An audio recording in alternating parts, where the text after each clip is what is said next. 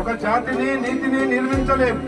జీవితంలో విలువలు నేర్పించేదే నిజమైన విద్య. మాట్లాడాల్సిన చోట మౌనంగా ఉండటం, మౌనంగా ఉండాల్సిన చోట మాట్లాడడం రెండూ తప్పే. దేశానికి కానీ జాతికి కానీ సంఖ్యాబలం ఒక్కటే సరిపోదు. విద్యావంతులై ఆత్మ గౌరవంతో విశ్వాసంతో ఉండి ఆ జాతి బాగుపడుతుంది. జై జై జై జై జై బాపు, జై జై జై జై బాపు, జై వీర్, జై వీర్, జై జై జై జై జై వీర్, జై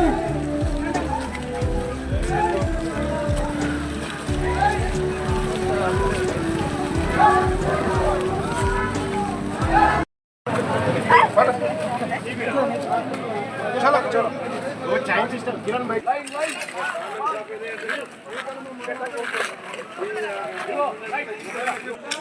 మేడం పట్టుకునేస్తారు ఏదైనా తక్కువేంది మేడం కొంచెం పట్టుకోమని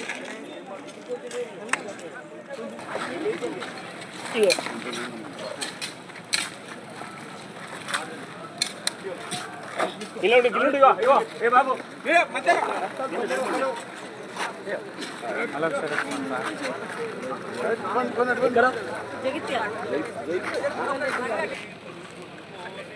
भद्रना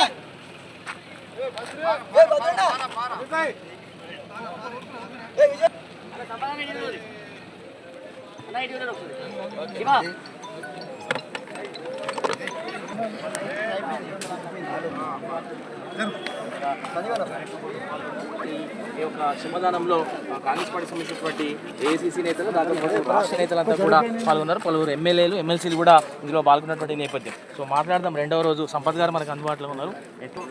జనాలకు ఏం చెప్పబోతారో తెలుసుకునే ప్రయత్నం సార్ చెప్పండి. సంపత్ గారు, జనహిత పాదయాత్ర ద్వారా ఏం చెప్పబోతున్నారు జనాలు, తెలంగాణ ప్రజలకి?